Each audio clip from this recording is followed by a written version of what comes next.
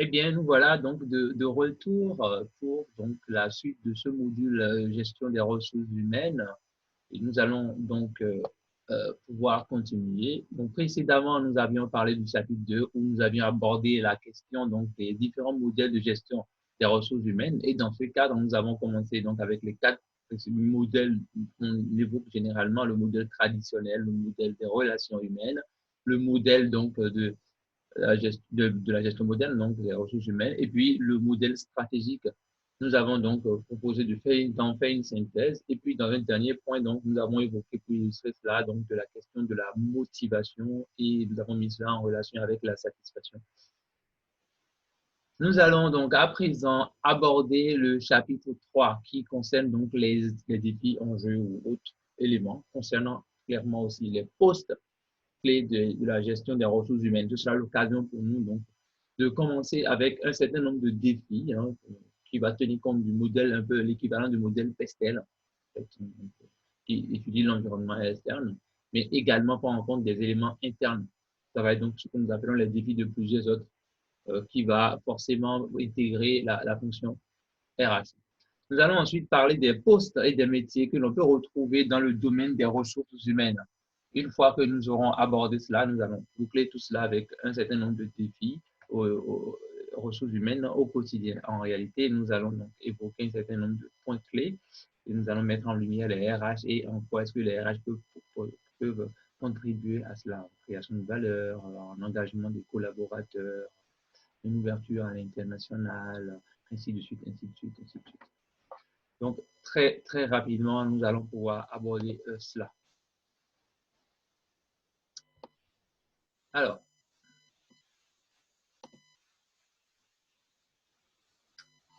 des défis donc de plusieurs ordres.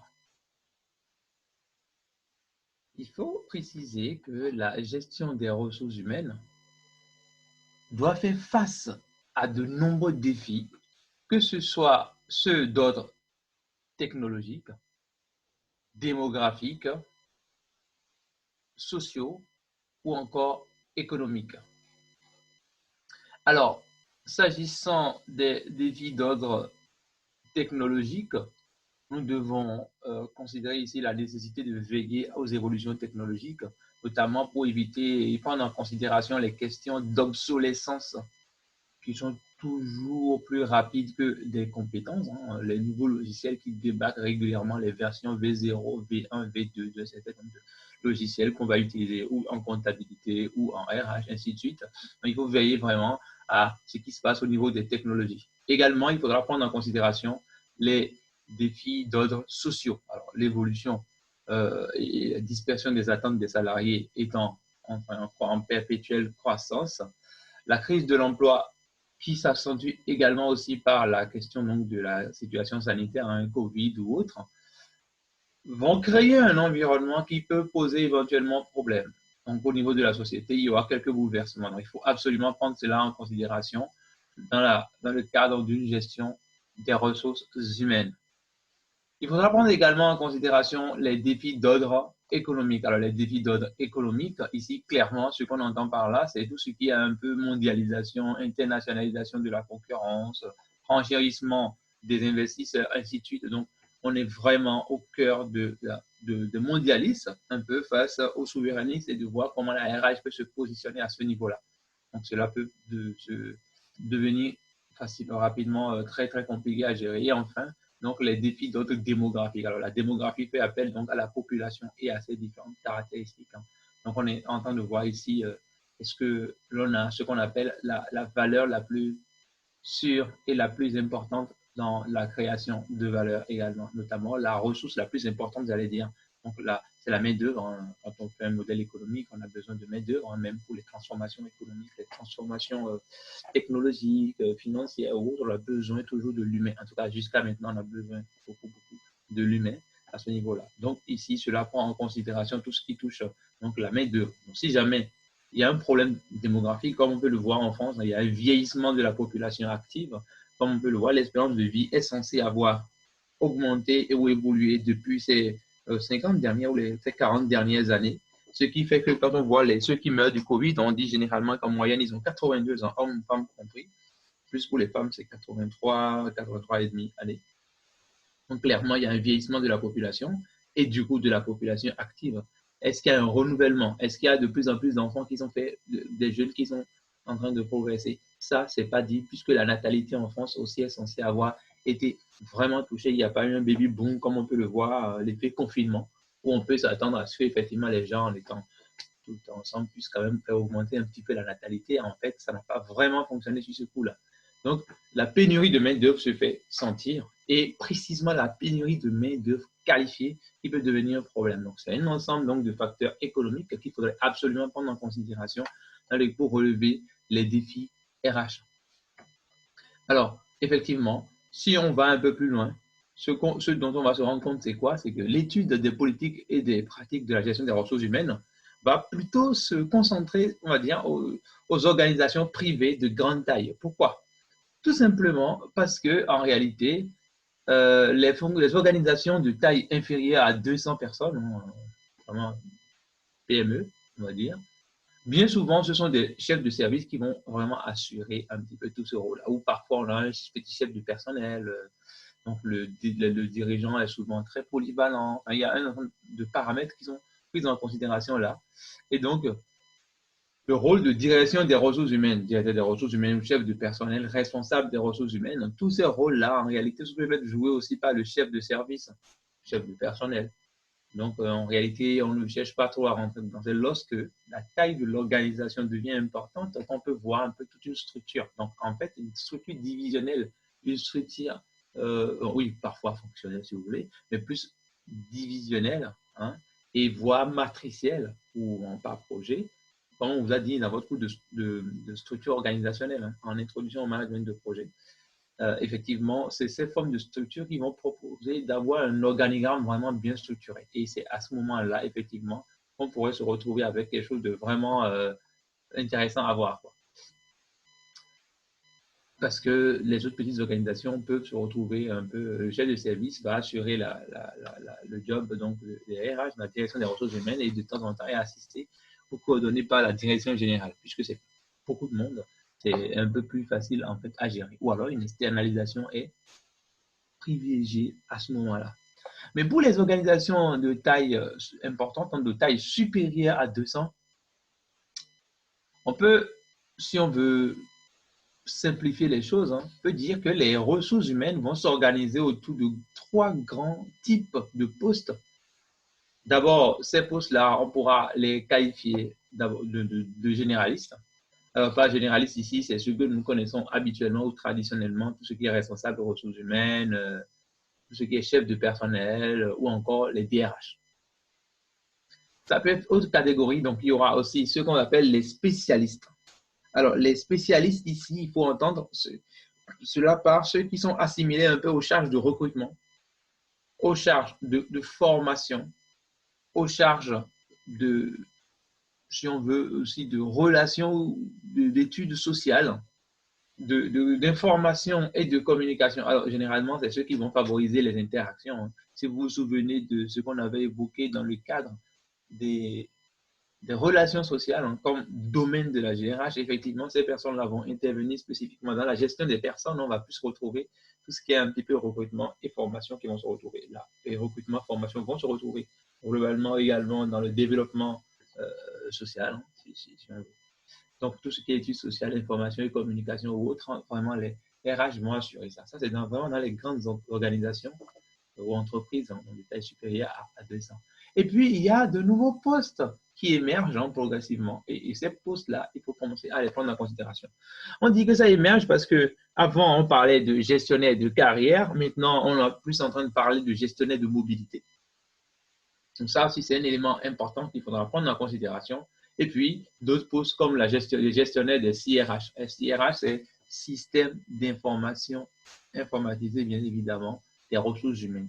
Cela permet d'avoir notamment en place ce qu'on appelle des logiciels complexes ou les progiciels intégrés de gestion qui vont pouvoir rassembler toutes les fonctions ressources humaines. Le recrutement, la formation, l'administration du personnel, tout ça doit rassembler pour pouvoir harmoniser le travail et avoir des indicateurs clés pour avoir une vue globale sur la gestion des ressources humaines. On peut aussi avoir également comme poste émergent, si on veut, la gestion prévisionnelle des emplois et des compétences. Nous pourrons en parler dans la politique d'emploi des ressources humaines, ou le point qui va dans la seconde partie donc de ce cours. Alors, nous pouvons aller plus loin encore, parce que une question importante va se poser, notamment la coordination de tout ce travail-là. Ce qu'il faut noter, c'est que le rôle des responsables des ressources humaines doit véritablement être concentré sur le positionnement de la fonction ressources humaines afin de rendre cette fonction visible aux différents employés. Ils doivent savoir ce qui se passe, avoir de la transparence dans ce qui se passe. Donc, pour une meilleure implication stratégique, qu'est-ce qui va se passer? Il faut absolument que les ressources humaines, la fonction ressources humaines, doit être partagée entre la direction. Direction, c'est la direction des ressources humaines, hein, c'est ça qu'on veut évoquer hein, clairement. Le service des ressources humaines, c'est pas les mêmes choses, on va différencier ça dans le poste qui va suivre, dans la diapo qui va suivre, on va distinguer les deux en fait. Donc les services des ressources humaines, hein, également entre ce qu'on va appeler les managers de proximité. J'avais déjà évoqué ça, hein, c'est ce qu'on appelle les managers intermédiaires ou encore les chefs d'équipe, les chefs de section. Si vous prenez la SNCF par exemple, on a l'agence un petit peu de Caen, et à Caen, il y a disons des gens qui sont chefs de service propreté, donc ceux qui font le nettoyage pour assurer une propreté, chefs de service ligne, donc ces personnes-là qui sont là pour lancer les départs sifflés, des choses comme ça, des choses comme ça. Et puis chef de service des contrôleurs, et puis également le service, bien évidemment personnel, mais orienté conducteur, bon, ainsi de suite. Donc là, ce sont ces petits chefs-là qu'on appelle donc des managers de proximité. Proximité parce que c'est proche donc des employés directement, qui sont à un niveau un peu subalterne si vous voulez. Donc on est dans cette logique-là. Et puis les représentants du personnel, notamment pour porter le message de différents ouvriers aux autres services et aux autres chefs, parce que parfois des ouvriers ont du mal en fait à s'exprimer. Leurs représentants peuvent leur permettre notamment de faire passer un certain nombre de messages, ce qui permettra de prendre la température de ce qu'on va appeler l'environnement de travail, ce qui est un élément vraiment très important à ce niveau-là. Donc, très simplement, la fonction ressources humaines doit être partagée entre la DRH, les services RH, les managers de proximité et puis les représentants du personnel. Donc, tout ça pour que la fonction RH puisse peser dans la prise de décision de par son appréhension, si on veut, de la conjoncture via un certain nombre de variables telles que, par exemple, l'emploi, la rémunération ou encore la valorisation. Alors, tous ces éléments-là sont très, très importants. On va les retrouver hein, dans les différentes politiques, la politique d'emploi, la politique de rémunération, la politique de valorisation. Donc, c'est la deuxième partie donc, de ce cours qu'on va aborder. Mais en attendant, nous allons d'abord parler des différents postes RH. Alors, ici, j'ai évoqué rapidement pour les grandes organisations la séparation, la distinction entre trois grandes catégories, des généralistes, des spécialistes et puis des nouveaux postes, des postes émergents ou autres, si vous voulez. Alors, il y a un élément important qu'il faut noter ici, c'est que la fonction GRH comprend plusieurs métiers en réalité qui vont s'articuler. Ça s'articuler différemment selon les entreprises, bien évidemment. Alors, donc, les principaux métiers de la fonction RH que nous connaissons en général se positionnent et s'intègrent très bien à la structure de l'organisation qu'on considère, de l'entreprise que l'on considère, quelle que soit sa taille normalement. On avait dit que la taille de 200, c'est bien. C'est à partir de là qu'on a vraiment une variété, une diversité de différents métiers, postes, ressources humaines. Maintenant, voilà, on peut, selon la taille, adapter certaines choses. C'est des services qui vont assurer cela. Donc, dans le premier poste que nous connaissons en général, c'est le poste donc de DRH. Alors, effectivement, j'en parle comme ça. Comme vous pouvez le voir sur ce schéma-là, dans chaque colonne, vous avez un bloc, c'est pour parler de ce qu'on appelle un niveau organisationnel. Niveau organisationnel, pourquoi? Parce que là, comme vous pouvez le voir au niveau du curseur, il y a toutes les personnes qui prennent donc les grandes décisions qui vont orienter le devenir de l'organisation, ce qu'on appelle les grandes orientations de l'organisation. C'est le service, ceux qui font la stratégie d'organisation vont décider s'il faut diversifier ou s'il faut un petit peu faire une seule ligne d'affaires, ne produit qu'un seul produit, créer une filiale. C'est eux qui prennent cette décision. Alors, on les appelle donc le top management. On vous l'a dit dans votre cours d'introduction au management, normalement au semestre 1. Ensuite, ça, c'est la grande organisation. Ensuite, il y aura des responsables intermédiaires. Donc là, eux, ils vont s'assurer de chaque aspect organisationnel. On vous a parlé donc des différentes fonctions organisationnelles. Et dedans, pour petit rappel, on a encore la fonction financière et comptable, la fonction production, on a la fonction ressources humaines, la fonction information et communication, la fonction logistique et achat. Il peut y avoir aussi d'autres fonctions, voilà, en fonction de ce que l'on veut prendre en considération. Moi, je me suis arrêté à ces différentes fonctions pour montrer en quoi est-ce que dans toutes ces grandes fonctions organisationnelles, que la RH, enfin,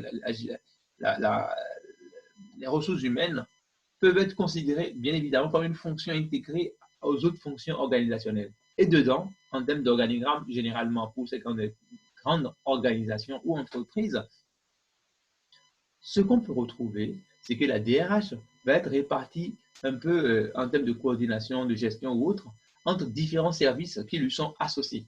Donc, clairement, ici, on va avoir DRH, RRH d'un côté. On aura après à séparer les autres fonctions qui relèvent plus du domaine de développement social et de la gestion des personnes.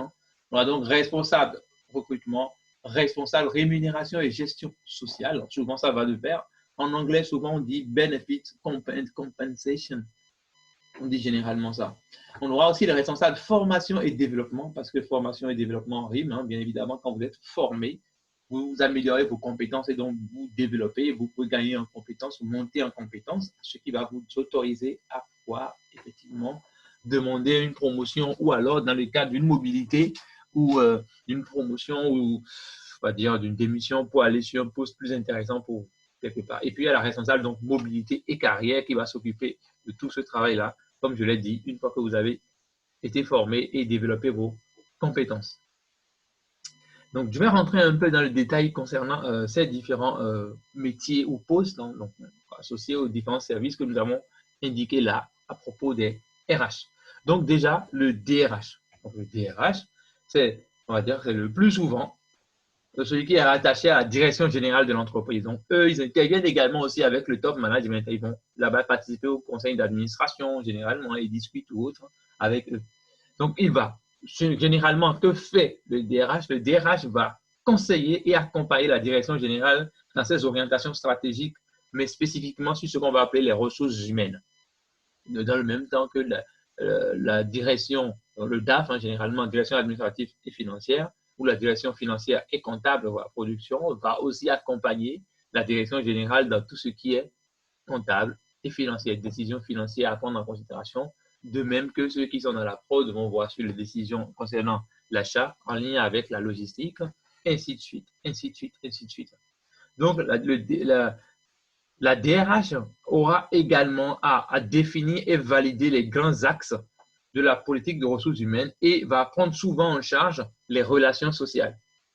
Donc, concrètement, c'est eux qui vont négocier s'il y a une tension, s'il y a une tension, un climat social qui est un peu dégradé, on va dire. S'il y a une grève qui va s'annoncer, si les gens ne sont plus contents, il y a beaucoup de démissions, beaucoup d'accidents de travail, les conditions qui se dégradent, effectivement, la DRH va être là aussi pour conseiller directement la direction générale. On va appeler le top management. Donc, ils vont faire cette. Alors, à titre d'exemple, bien évidemment, une étude réalisée par le magazine Entreprise et Carrière en 2013 a montré que le DRH, enfin, pour voir un petit peu vraiment l'importance de la chose, a montré que le DRH en 2013, c'est pas forcément il y a 50 ans, le DRH arrive en 3e position dans la hiérarchie des rémunérations au poste de direction. Bon, ok, bien évidemment, c'est après le poste de direction marketing et vente, et puis la direction financière. Et la DRH arrive avant la direction juridique et judiciaire. Donc, clairement, c'est que c'est un poste vraiment important en interne. Et parfois même devant la direction de la production. Alors que si on s'en produit, notamment si ce n'est pas le testier, mais que c'est le secondaire, sans produit, on ne fait pas grand-chose. Parce qu'il faut vendre dans des biens, quoi. Donc, forcément, c'est dit que c'est vraiment important. Et cette étude date de 2013. Les entreprises n'ont pas toutes vraiment un DRH. C'est ça qu'il faut surtout noter en réalité. Ils n'ont pas tous des DRH. Certaines entreprises ne peuvent pas, ou alors en fonction de compte tenu de leur taille, ils ne peuvent pas se permettre d'avoir tous des DRH. C'est pour ça que forcément, ils ont simplement un RRH, donc un responsable, on n'a pas autant de pouvoir. Donc, un RRH qui va exercer cette fonction généraliste sans être directeur, c'est-à-dire sans être directement impliqué dans les décisions stratégiques de l'entreprise. La différence fondamentale qu'il faut faire entre le DRH et le RRH est vraiment là. C'est-à-dire que le RRH ne participe pas forcément au top management, il ne participe pas forcément aux décisions de la direction générale, tandis que le directeur des ressources humaines participe à cela, puisqu'il va combiner à la fois ce que fait le RRH d'un côté et également, il va combiner ce que fait un petit peu tout ce qui est développement, relations sociales, des choses comme ça, et tout ce qui peut toucher d'autres aspects, des aspects nouveaux ou émergents des RH, comme la GPEC ou autre. Maintenant, le responsable recrutement. Alors, le responsable recrutement, il faut donc le préciser clairement, il assure une mission opérationnelle de recrutement pour le compte de l'entreprise en s'occupant notamment de la gestion des candidatures, de la communication. Donc, quand on dit communication ici, ça peut être de servir un peu de rôle de relation avec les écoles, les salons de recrutement ou les forums de recrutement, les sites internet, job board, des choses comme ça, ainsi de suite. Et il va effectuer les recrutements. On effectue les recrutements, c'est lui qui va poser l'annonce une fois qu'il a identifié le besoin. Par exemple, le service informatique a besoin de recruter 2 informaticiens. C'est le responsable recrutement qui va s'occuper de cela. Il va écouter le service informatique pour lui demander concrètement de quoi il a besoin en termes donc de compétences. Et par compétences, comme on l'a dit dans le cours de PPP, c'est savoir, savoir-faire et savoir-être. Les qualifications en termes de diplôme peuvent donner une indication. Quelqu'un qui a un diplôme donné, d'un niveau donné, avec une expérience donnée, ça va être peut-être le besoin. Et à partir de là, lui va créer ou fabriquer ce qu'on va appeler donc l'offre. Il va créer l'onglet annonce et l'annonce va être posée quelque part pour susciter des candidatures, donner envie aux gens de pouvoir postuler. Une fois qu'il fait ça, il va sélectionner les gens. Après la sélection, c'est lui qui va donc proposer ces personnes-là pour que l'on puisse éventuellement, bien évidemment, faire des choix finaux, des choix qui vont permettre donc de prendre des décisions d'embauche. Nous aurons le temps de revenir sur ça dans la politique d'emploi des RH, notamment c'est le premier point qui concerne donc le recrutement. D'accord? Donc, le responsable de recrutement va également souvent être externalisé. Alors, pour les petites entreprises, par exemple ceux qui ont moins de 50 salariés, souvent ils préfèrent, parce que ça peut coûter trop cher, un recrutement peut coûter en moyenne 7 à 8 000 euros quand même. Et donc, il leur arrive souvent d'externaliser, c'est-à-dire donc de confier ça à un cabinet de recrutement externe qui va faire tout le job et va leur présenter des bons candidats et ils vont simplement sélectionner. Bien évidemment, ils vont payer l'entreprise qui fait cela, donc, en faisant appel à des cabinets de recrutement ou parfois, selon la taille des organisations, on peut faire appel à ce qu'on appelle les chasseurs de tête. Nous aurons le temps de revenir sur cette notion de chasseur de tête, mais forcément, ça peut être vraiment orienté stratégie.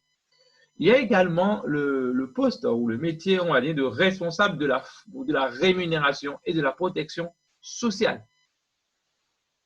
Responsable de recrutement de la protection sociale, c'est vraiment ce gestionnaire-là, il va prendre en charge les éléments de la paix. Naturellement, c'est l'argent, l'aide de la guerre, comme on dit généralement. Donc, ce gestionnaire, donc, rémunération, protection sociale, ou responsable encore si vous voulez, veille aussi l'évolution de la législation sociale. Est-ce qu'il y a eu des changements au niveau de la loi? Il va préparer les éléments fixes et variables de la paie et il va gérer ce qu'on appelle les charges sociales. 25% pour les charges salariales, 50% pour les charges patronales en général pour les entreprises, mais ça dépend bien évidemment des différentes entreprises et des différentes déclarations que l'on fait aussi également. On doit voir un petit peu si on a recruté de nouvelles personnes en plus ou pas. Et donc, c'est lui qui va être chargé, bien évidemment, de régler la question de la politique de rémunération. Est-ce qu'il faut augmenter un peu les salaires aux gens? Qu'est-ce que ça va avoir comme conséquence sur la masse salariale? Notion qu'on va définir plus tard dans les politiques de rémunération, quelque part là-bas. Donc, il va aussi être assisté par un responsable paye, en général, ou bien un chargé de paie, ainsi de suite, qui n'a pas le statut de cadre en réalité. Donc, si vous occupez un poste de responsable paie, c'est un poste RH et non un poste comptable, comme certains m'ont dit dans le cas des PP. Il est vrai que certains comptables peuvent occuper ce poste-là, mais dans une certaine limite, ils doivent encore enrichir leur notion ou leur connaissance en termes de ressources humaines absolument pour pouvoir mieux comprendre les enjeux de ce poste-là, quelque part. Donc, ce métier, comme le recrutement, est parfois externalisé vers les cabinets spécialisés dans la gestion de la paie parce que c'est trop de combinaisons, des paramètres qu'il faut faire sur le logiciel, ainsi de suite, pour éviter des problèmes. Parce que si on ne paye pas les congés payés comme il faut, si on ne paye pas éventuellement les heures, les absences, si on ne les retire pas comme il faut, les maladies ou autres, si on ne négocie pas bien avec la CAF, on peut avoir quelques problèmes en termes de déclaration fiscale, puisque chaque année, chaque entreprise a obligation de pouvoir déposer un petit peu les différents éléments de bilan au niveau de ce qu'on appelle le tribunal de commerce. Il va donc vendre ça sous forme de liasse fiscale. Ça permet de voir l'évolution des entreprises et c'est là qu'on a des informations pour savoir s'il y a des créations d'emplois, comment ça évolue aussi, les rémunérations augmentées, toutes les statistiques que l'on voit dans les journaux, à la télé ou autres, effectivement, ça vient de ces déclarations-là qui sont faites. Donc, une question de confiance qui se pose. Ensuite, le responsable de la formation et du développement. Alors, formation et développement ici, c'est vraiment le gestionnaire qui va participer à la mise en place du plan de formation de l'entreprise, pour recueillir les besoins des gens en termes de formation. Avec moi, je ne sais pas comment utiliser Excel. Pour les personnes qui sont un peu expérimentées, on dit vieux, normalement. Je ne sais pas utiliser tel logiciel. Voilà, donc il faut que je sois formé. Donc il faudrait que le plan de formation soit prévu clairement, mis dans le temps de manière à ce que ça ne perturbe pas le fonctionnement normal de l'organisation. Donc vraiment, c'est un travail important à faire. Il faudra donc identifier les besoins, les prestataires, donc les organismes de formation qui vont pouvoir donner ces compétences-là aux gens, évaluer les coûts de ces prestations-là et repérer éventuellement des opportunités qui vont être en fait par l'évolution de la législation. Notamment, si l'évolution, on a des droits à la formation. Parce qu'avant, on était en DIF, on est passé maintenant au CPF, le compte personnel de formation. On cotise du temps de formation. On aura le temps de revenir sur ça, mais en GMO, je vais revenir sur ces différentes notions-là. Pour ceux qui vont être en GMO l'année prochaine, bien évidemment, donc on va tenir compte de ça pour voir les adaptations à faire. Est-ce que ça va nous coûter trop cher ou pas? Et quand on identifie les prestataires, on va comparer au niveau des coûts. Est-ce que, par exemple, ils offrent des formations pour 10 personnes à un tarif préférentiel ou est-ce que c'est vraiment un individu? Le faire en lot ou pas, ça n'a pas trop de différence. Donc, il faudra faire ces calculs-là, ainsi de suite. C'est pour ça, effectivement, qu'il faut un responsable qui va s'occuper de ces choses-là, notamment pour les grandes entreprises. Ce gestionnaire donc qui est responsable donc de la formation et du développement va s'appuyer sur des nouvelles technologies pour proposer des formations variées aux salariés. Donc vraiment, c'est du boulot. J'ai eu à encadrer des étudiantes en licence pro RH qui vraiment travaillent sur ça, à Carrefour ou autre, Carrefour Supply Chain. Certains travaillent dans des associations de médecins, puis des regroupements d'entreprises. Franchement, c'est vraiment assez passionnant également, même si parfois ça peut tourner à, une certaine routine des choses. Ensuite, on a le responsable mobilité et carrière, un point qu'on va aborder aussi dans le chapitre, dans la partie 2, donc chapitre 4, sur la politique d'emploi des ressources humaines, mobilité et carrière. On va aborder cette notion-là. Alors, donc, le responsable mobilité et carrière, ça va être quoi? C'est dans la plupart des grandes entreprises, on va créer ce poste-là, notamment pour gérer la question aussi de l'évolution des gens au sein de l'organisation. Nous allons définir la notion de carrière plus tard, en fait. Et pour les grandes entreprises, ils doivent rajouter à ça la question donc de la diversité. On doit prendre en considération qui peut être soumis à la contrainte légale. Donc, le gestionnaire de la diversité, par exemple, est souvent directement rattaché à la direction générale et quelquefois à la fonction GRH, en gros RH, si vous voulez. Pourquoi? Parce qu'effectivement, cela fait partie des aspects communication, des aspects relations sociales, des aspects, donc beaucoup d'aspects. Du coup, on les isole, pas directement dans la partie administration du personnel, dans l'idée que l'on pourra les mobiliser un peu partout, sur toutes les fonctions. Et utiliser ça comme éventuellement ce qu'on appelle la marque employeur. Donc, une certaine image ou notoriété qu'on voudrait avoir dehors, on va être amené éventuellement à prendre cela en considération à ce niveau-là. Donc, le responsable mobilité de carrière, en fait, va forcément être important, notamment pour aider les gens à les accompagner quand il y a une restructuration de l'organisation ou autre. C'est ces personnes-là qui vont vraiment être très utiles et contribuer à faire améliorer les choses si on peut les présenter ainsi. Donc, la fonction GRH doit encore prouver sa légitimité pour gérer la diversité dans l'entreprise parce que ça n'est pas encore fait. Sur la partie, sur le chapitre 4 en politique d'emploi des ressources humaines, je vais revenir sur le point recrutement, parler un petit peu de la diversité. et voir un petit peu en quoi cela peut poser quelques petits problèmes si on met en relation recrutement et diversité d'un côté. Nous allons aborder donc le dernier point ici. Donc, sur les différents postes là, qui sont là, nous allons les évoquer comment? En prenant le cas d'études sur le poste de DRH, puis comme c'est le poste le plus haut, on peut prendre ce cas-là. Pourquoi? Parce qu'il y a un certain nombre de travaux qui ont été réalisés sur ça et on a essayé d'étudier leur comportement. D'ailleurs, il y a donc un chercheur qu'on appelle Dave Ulrich. Ce chercheur-là, il a fait quelque chose vraiment d'intéressant, parce que dans les années, fin des années 70, hein, donc 77, je crois, 77, 78, ce chercheur a essayé d'étudier en fait les comportements des salariés qui occupent le poste de DRH et de voir un peu ce qui les motive, ce qui les amène à pouvoir se comporter d'une manière ou d'une autre vis-à-vis de leurs salariés, des gens qu'ils ont, des subalternes qu'ils ont en réalité. Et donc, ils se sont concentrés sur deux variables. Donc, le temps. Le temps, c'est-à-dire les décisions que ces personnes prennent au jour le jour. Vous vous souvenez, on a décliné la GRH en GRH opérationnel et en GRH stratégique de l'autre côté. En fait, on a dit que l'opérationnel, c'est tout ce qui se passe au jour le jour, alors que le stratégique, c'est plutôt ce qui a lieu sur un terme important, le moyen terme, le long terme en général. Donc, on prend des décisions qui vont jouer plus tard. C'est comme ça que ce chercheur-là et ses collègues ont essayé de regarder un petit peu le poste de DRH. Et de l'autre côté, ils ont regardé comment les DRH agissaient. Est-ce qu'ils, dans leurs décisions ou dans leur activité au quotidien, est-ce que les actions sont orientées vers la concentration sur les hommes? Est-ce qu'on se contente de, est-ce que les gens vont bien? Est-ce qu'ils font le travail bien? Comment ils le font? Est-ce qu'il faut leur offrir plus de moyens ou autre? Ou alors, est-ce que les DRH se concentrent simplement sur ce qu'on appelle les processus, donc l'organisation? Est-ce qu'on doit faire les choses? Est-ce qu'on a respecté la loi? Quelle que soit la tête de la personne, hein, du salarié, c'est-à-dire, est-ce que c'est des choses sont faites comme il faut? Est-ce qu'administrativement, on a respecté les délais? On a fait la déclaration, on a fait une nouvelle embauche, par exemple.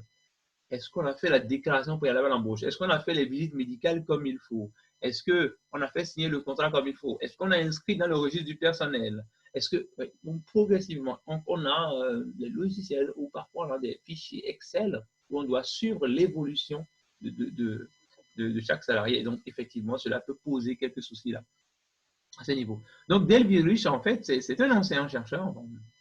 Maintenant aussi, il a cofondé un cabinet aux États-Unis, en fait, un cabinet de conseil en GRH et en leadership, on appelle RBL. J'aurai le temps de regarder ça sur Internet. Hein. Il s'est proposé avec ses collègues d'étudier ces différents comportements-là, sur ces deux variables-là. Alors, qu'est-ce qu'il remarque?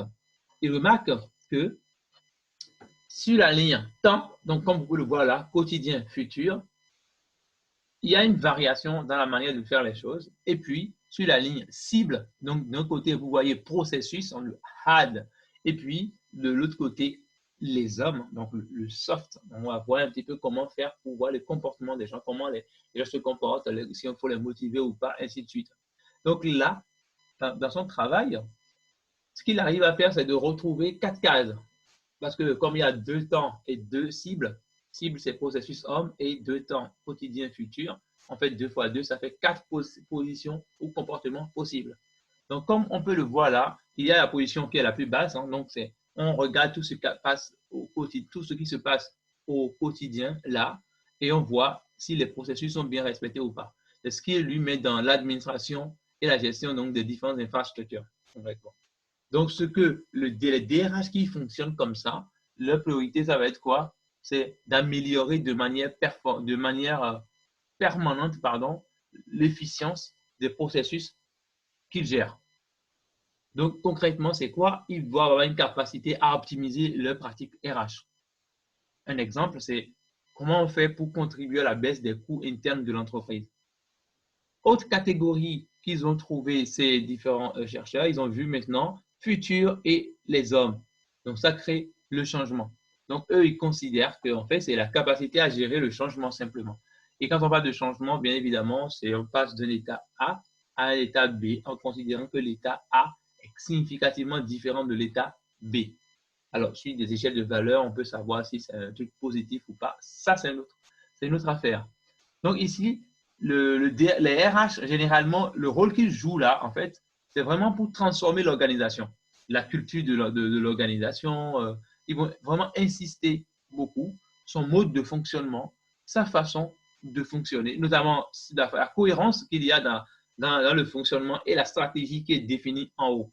Est-ce que les salariés respectent les différentes stratégies, les lignes de conduite décidées par la direction générale? Bon, ça fait un peu Taylor, mais ce n'est pas vraiment exactement ça. Ils ont aussi considéré la question de quotidien et les hommes. Est-ce qu'au jour le jour, est-ce qu'on se concentre sur le bien-être des hommes? Est-ce qu'ils sont bien formés? Est-ce qu'ils sont bien contents? Est-ce qu'il y a eu des impacts? Est-ce qu'il y a eu des difficultés personnelles qui peuvent avoir des impacts sur le rendement du salarié? On est tout le temps avec eux, leur donner envie de bosser, vraiment être avec eux et pour eux.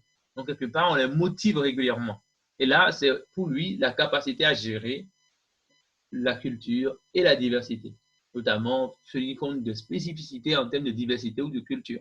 Nous aurons le temps de revenir sur ces différentes notions-là, notamment la notion de diversité, qu'on verra qu'il y a différentes approches dans le monde de la recherche pour définir cela, comme un peu dans la culture aussi. Donc, dans la motivation des employés, en fait, ici, ce que les DRH, que ces auteurs-là, Dave Ulrich et ses collègues, ils ont remarqué, c'est que, en fait, les DRH cherchent plutôt à valoriser le principal actif. Donc, bien évidemment, il a la charge. Donc, il faut motiver ces salariés-là. On considère que ces salariés constituent des acteurs clés de succès de l'entreprise. Pourquoi? Parce que ces acteurs constituent le lien entre la création de valeur, parce que s'ils sont productifs, si on les motive, donc si on les motive, ils vont être productifs. S'ils sont productifs, on va créer de la valeur. Si on crée de la valeur, on va pouvoir avoir suffisamment d'impact. Donc, plusieurs études ont déjà montré qu'il y a un lien entre le moral des employés et l'augmentation de la rentabilité. Hein. Et ces études datent d'il y a longtemps. Dans les années 90, on a vu certaines organisations, surtout en Europe également aussi, pas seulement aux États-Unis, qui montrent que quand les salariés vont bien, ils sont contents, alors ils s'investissent suffisamment, ils s'engagent suffisamment, ils se donnent. Et comme ils donnent la meilleure version d'eux-mêmes, forcément, cela a des conséquences sur la rentabilité de l'organisation. Et enfin, ils considèrent que si les DRH se concentrent plus sur le futur, donc toutes les décisions à long terme, notamment en termes de recrutement, de formation ou autre, si on se concentre plus sur ça et qu'on voit si les processus sont bien respectés, on va dire que c'est des DRH qui sont plus visionnaires, que le sens des affaires, ainsi de suite. Donc des DRH qui sont des stratèges, stratégiques, si vous voulez. Et donc pour lui, il considère que ces RH-là doivent apporter une expertise de partenaire stratégique à la direction générale. Ils vont dire, attention, tel salarié est en haut potentiel. Si on le suit bien et qu'on lui donne des formations comme il faut, il pourra peut-être prendre un poste important dans l'organisation. Et du coup, on n'aura pas besoin d'aller trouver quelqu'un à l'extérieur. Ce sera un produit de la maison. C'est beaucoup plus intéressant pour nous. Si la personne est force de proposition sur les principales politiques RH, voilà, recrutement, compétences, rémunération. Donc, cela va favoriser le déploiement et l'amélioration de la stratégie de l'organisation. Ces auteurs-là ont vraiment fait un travail important. Dans les années 77 ans, quand même, ça fait un moment. Donc, pourquoi je vous parle de ça? Parce que ce type d'approche présente plusieurs intérêts. Alors, le premier intérêt de ce type de modèle, en fait, a été de donner une meilleure visibilité des comportements ou du positionnement et de l'action des DRH de l'époque. En interne, en fait, en donnant du sens aux actions et aux politiques, aux RH, voilà, forcément, les gens vont avoir à mieux se positionner et pouvoir mesurer l'impact des politiques RH sur la rentabilité de l'organisation. Mais à l'extérieur de la DRH aussi, cela peut constituer ce qu'on appelle un outil de communication clair et dynamique vers les différents clients de la RH. Par exemple, le comité de direction, la direction générale, les managers, les employés, les hauts potentiels, la communication pourra être claire. Puisqu'on les accompagne, les DRH doivent clairement dire ce qu'ils font, comment ils le font. Et donc, lors du recrutement, on peut annoncer ça. Sur les sites institutionnels, on peut annoncer ces différentes informations et du coup, ça va attirer potentiellement les talents. S'ils savent que là-bas, en arrivant là-bas, on va les former, ils vont monter en compétences, ils vont pouvoir occuper des postes importants, beaucoup de promotions et donc forcément un bon salaire qui va s'améliorer. Forcément, ça va attirer les talents à ce niveau-là.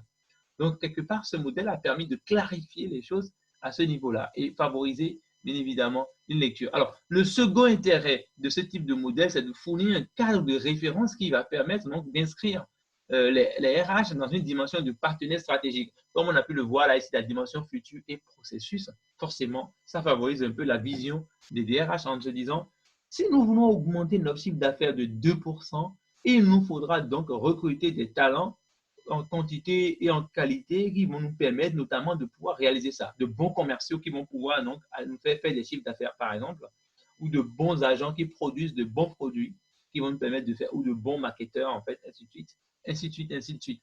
Donc, naturellement, ce cadre a évolué, hein, bien sûr, hein, comme le promeut les auteurs, en fait. Forcément, aujourd'hui, ce cadre a permis d'offrir un peu plus de pistes, hein, pour appréhender le futur donc, de la RH et donc principalement des RH. Alors, dans les années 70, le modèle est sorti, mais effectivement, aujourd'hui, ce modèle a évolué un petit peu. Si on va dire les choses clairement, on n'a plus forcément 4 blocs, comme on peut le voir là, les 4 blocs qu'on a là, ici, RH stratégique, changement, motivation des salariés et administration, mais plutôt aujourd'hui, on est plus en train d'évoluer vers 5 rôles en matière de RH. Donc, le rôle d'expert administratif, ça a évolué pour faire place maintenant à un rôle d'expert fonctionnel qui vise non seulement la performance des ressources humaines, mais aussi l'expérience concrète et utile. De ce point de vue, le rôle s'enrichit et se densifie. Alors, en quoi? Il ne suffit plus maintenant de faire mieux les choses, donc d'optimiser les pratiques RH comme on a pu le voir ici. Donc là, c'est plus fait forcément mais il faut que chaque évolution soit porteuse d'une meilleure pratique. Donc, on fait mieux que l'État A. Par exemple, on est à l'État A en 2018. En 2019, on va être à l'État B de façon à ce que 2019 B soit meilleur que 2018 A. Mais on va chercher également en 2020 à être à l'étape C de manière à ce que les comportements et les pratiques RH soient meilleurs non seulement que 2018, mais également 2019. Donc, chaque fois, on doit être en constante évolution. Donc, il y a une clarification à ce niveau-là. Donc, ce niveau-là, les choses ont, on va dire, un petit peu changé. Alors, quand on prend la question de la motivation des salariés, ce qu'on va appeler le champion des salariés, on l'a scindé maintenant en 2. C'est pour ça qu'on a d'ailleurs 5 éléments. Donc, d'une part, on a un rôle de développeur de capital humain. Donc là, si ça met pleinement au centre de son action l'une des, ce qu'on appelle les 4 ressources clés de demain. Donc, le savoir.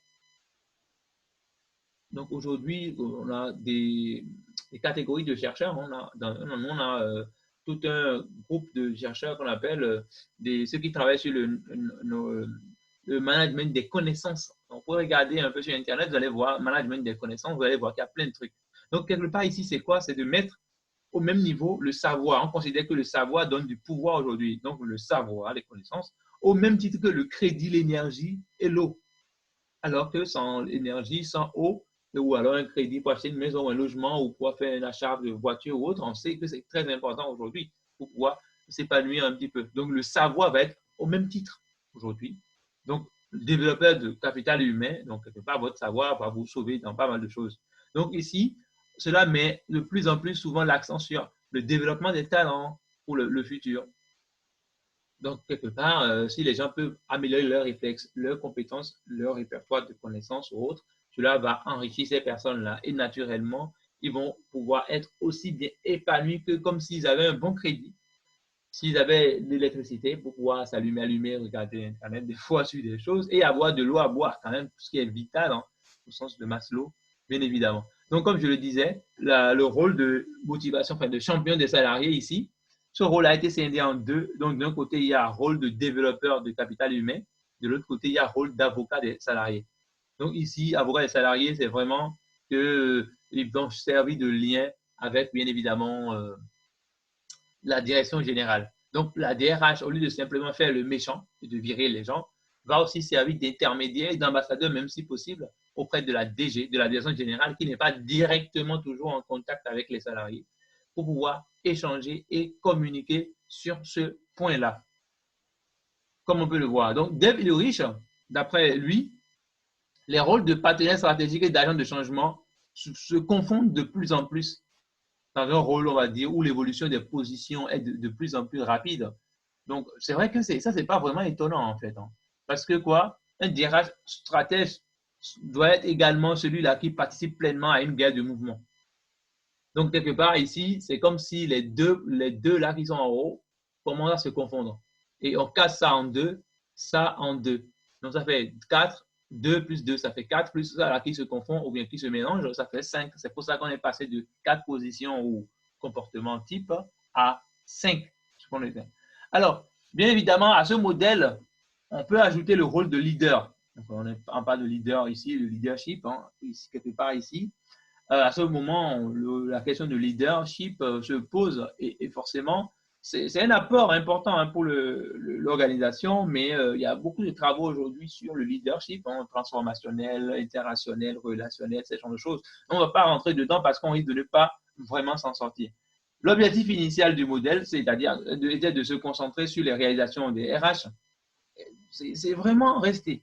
Le modèle n'a pas évolué en soi, dans le sens ce que la recherche. Donc, comprendre le comportement des DRH pour savoir un petit peu dans les organisations comment ça se présente et comment ça se communique. Les seuls changements qu'il y a eu simplement, c'est que ces réalisations-là, on a essayé de voir un petit peu comment cela a été modifié.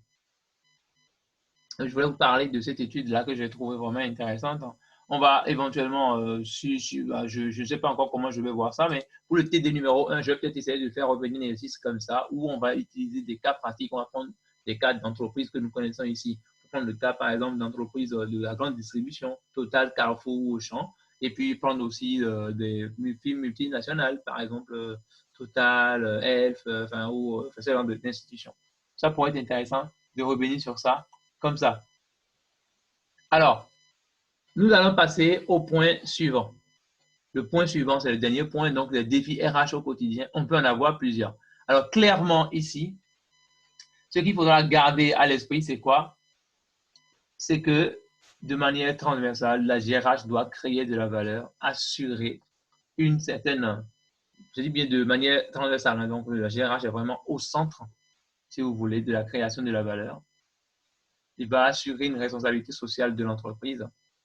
Il doit également contribuer à l'engagement des collaborateurs en général et bien évidemment le management des talents en particulier, sans se fermer à une ouverture à l'international. Ça, ce sont les défis au quotidien. Alors, pour dire les choses clairement, hein, en quoi consiste la création de valeur? La création de valeur ici, cela s'entend par quoi? Cela consiste à accroître la productivité de son entreprise pour atteindre la rentabilité en se servant d'un ensemble de leviers d'action. Donc, la création de valeur va de pair avec la croissance de l'entreprise. Notez simplement qu'en bâtissant une réputation d'entreprise sur la qualité des hommes qui font cette entreprise, la DRH participe quelque part avec, bien évidemment, la collaboration des opérationnels. Quand on dit les opérationnels, c'est les managers intermédiaires ou autres, hein, chefs d'équipe ou autres. Hein. La DRH va participer à constituer ce qu'on appelle une situation de réussite particulier, ce qu'on appelle un goodwill. Et plusieurs financiers et agences de notation, beaucoup approchent ça dans une valorisation du capital immatériel de l'entreprise. Aujourd'hui, quand vous regardez le CAC 40, ah oui, la bourse, le CAC 40, c'est vraiment les 40 meilleures entreprises, en fait, considérées, hein, meilleures entreprises françaises en termes de valorisation boursière. Peut-être qu'en termes de développement humain ou bien de bien-être au travail, c'est peut-être pas elles, mais en termes de valorisation boursière, donc valeur financière sur le marché international, les 40 meilleures entreprises qui font mieux. Et ça, on est vraiment en train de les classer comme ça. C'est comme ça qu'on identifie le CAC 40. Donc, la création de valeur est identifiée à ce niveau-là. Donc, l'idée, c'est de faire en sorte que les hommes qui travaillent au sein des organisations puissent contribuer à faire monter cette valorisation.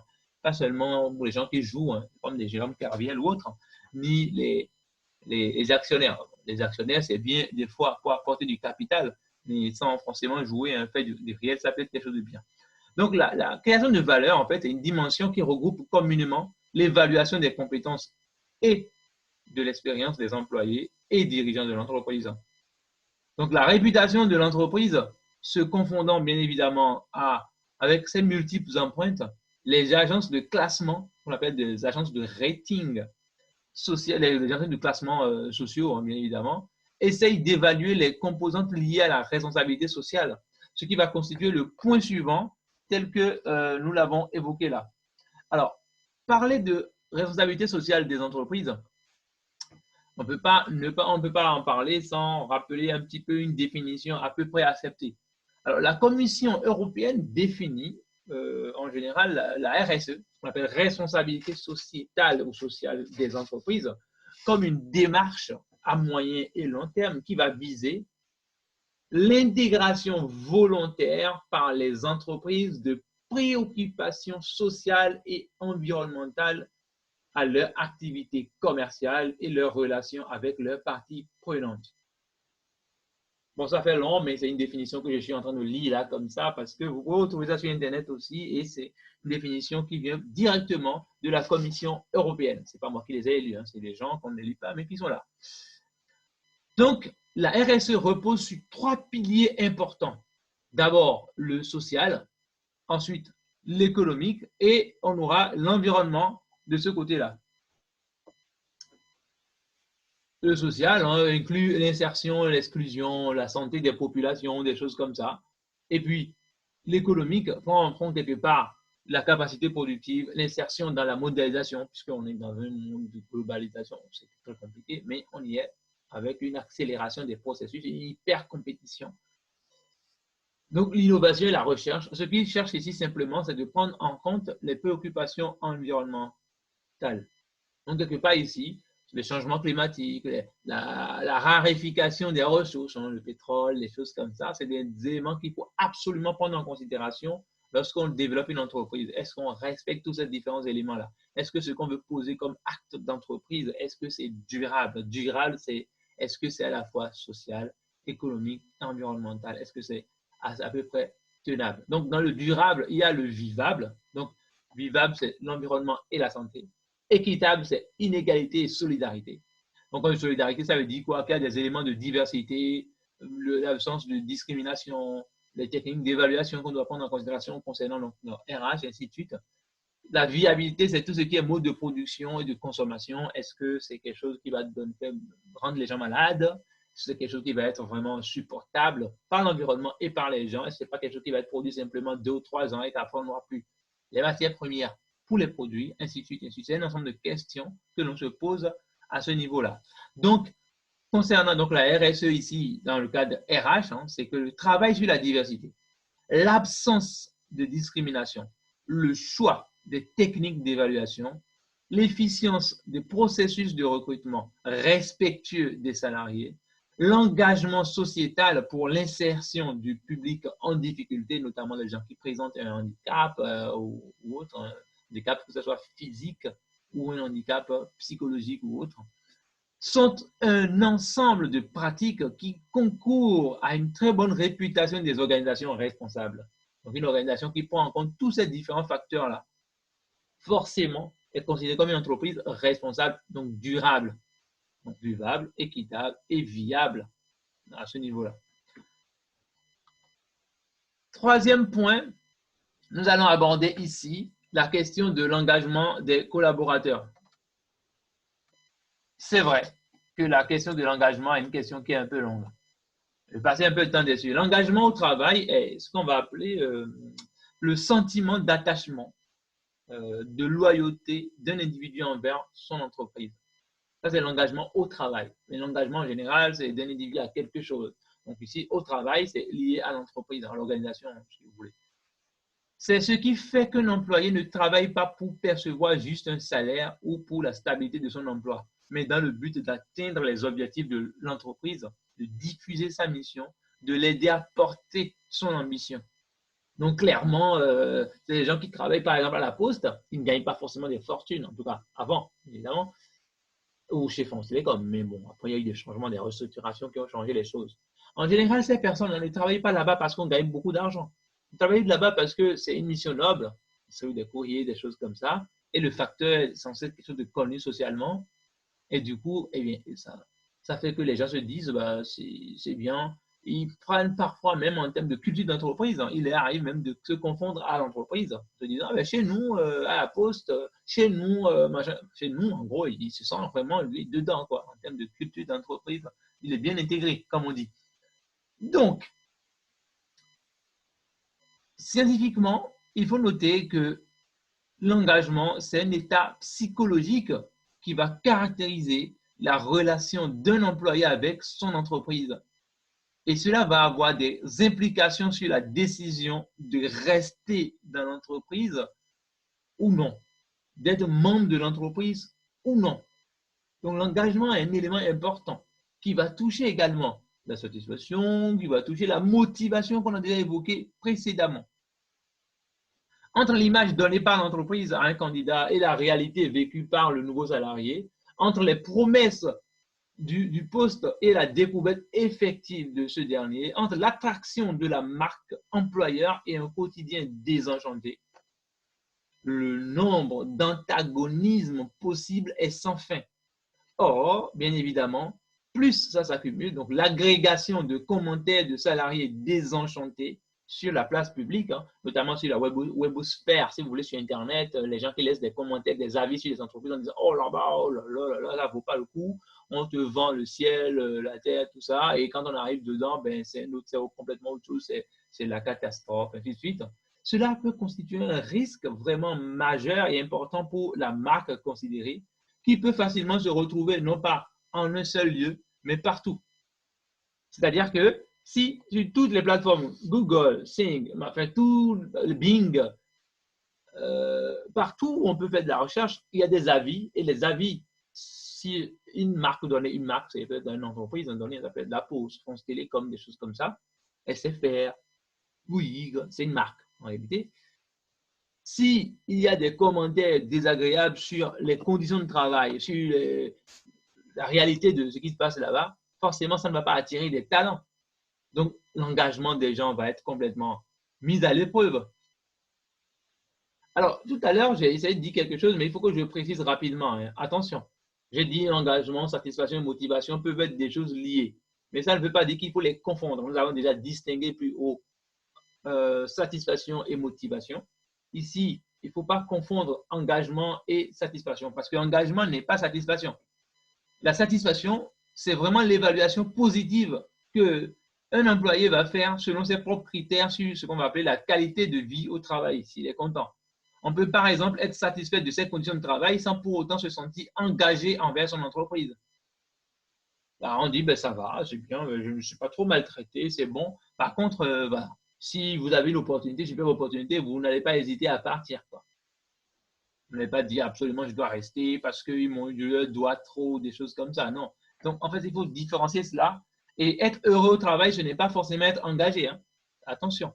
Un employé peut être heureux au travail sans pour autant être engagé. Il peut apprécier certains bénéfices relatifs à la qualité de vie au travail, comme par exemple des petits déjeuners offerts, des cafés comme ça. Moi, je me souviens très bien que quand je travaillais à ERDF, à la Défense, effectivement, on avait droit il y avait des distributeurs de café, de thé, des choses comme ça gratuitement. On pouvait y aller régulièrement, mais j'étais content. C'est pas pour autant que j'étais prêt à rester. La preuve, j'avais décidé de partir. J'étais parti tranquillement. Donc, si par exemple, on vous offre un abonnement à la salle de sport, tout ça ne veut pas forcément dire que vous êtes épanoui dans votre mission ou que vous allez être loyal envers votre entreprise et que absolument vous allez rester. Donc, attention, il ne faut pas confondre ces différentes choses. S'engager, bien évidemment, doit être pris de manière un peu relative. Il ne faudrait pas tomber dans les qu'on appelle ces différentes tomber sous ah ouais, j'arrive pas à trouver le mot, mais c'est pas très bien grave. Dernier point ici qu'on va aborder, c'est la question du management des talents et l'ouverture à l'international.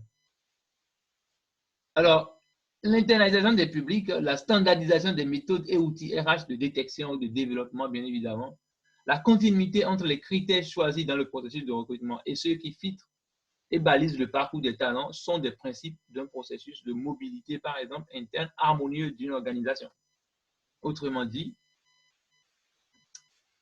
il faudrait d'un côté mobiliser un ensemble d'outils qui vont permettre de détecter rapidement les talents, notamment les hauts potentiels au sein de l'organisation, mais également les gens qui sont à l'extérieur, dans les écoles, par exemple, pour les prendre en stage, des choses comme ça, les suivre. Il faut avoir des outils pour suivre ces hauts potentiels ou ces personnes à potentiel et pouvoir les accompagner de manière à pouvoir les détecter assez rapidement et pouvoir les conserver, les fidéliser, en fait. Donc, leur proposer des parcours vraiment enrichissants qui vont les dissuader d'aller chercher encore là où l'herbe est verte ailleurs, ainsi de suite.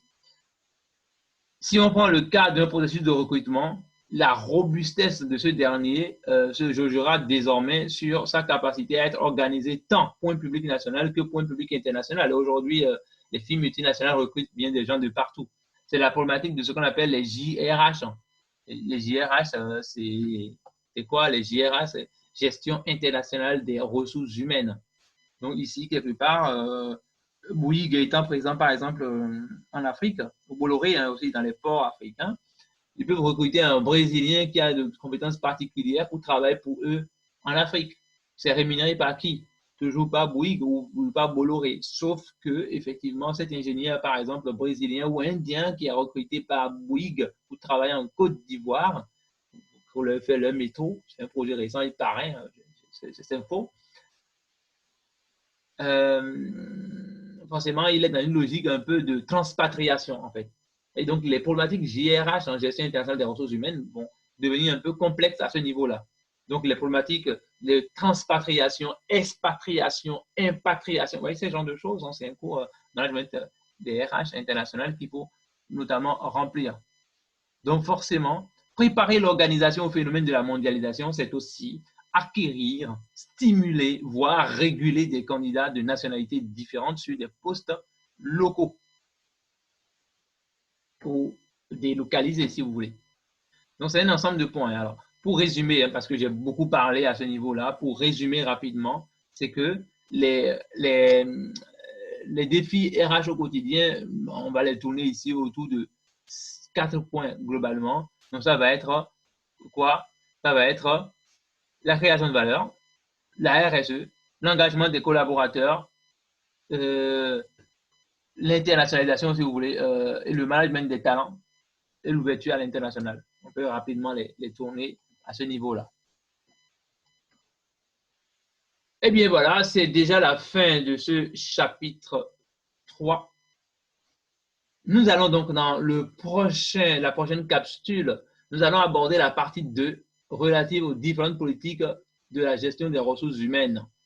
Ces politiques vont concerner l'emploi, la rémunération et la valorisation, ERV. À très bientôt.